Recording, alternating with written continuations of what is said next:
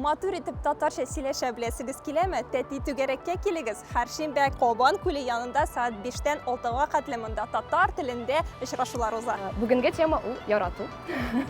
Чөнки ул безне барыбызны да берләштерә торган нәрсә, шундый дөньяны берләштерә торган нәрсә. Кешеләр киләләр, танышабыз, һәр очрашу саен үзебезне ничектер рәхәт иттереп хис итәр өчен бу очрашуның модераторы теманы игълан итә һәм без бу темага аралашабыз. Һәр очрашуны берләштерә торган әйбер ул музыка.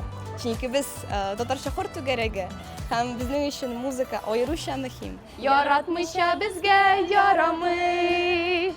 Яратыгыз туган илебезне, яратыгыз туган телебезне.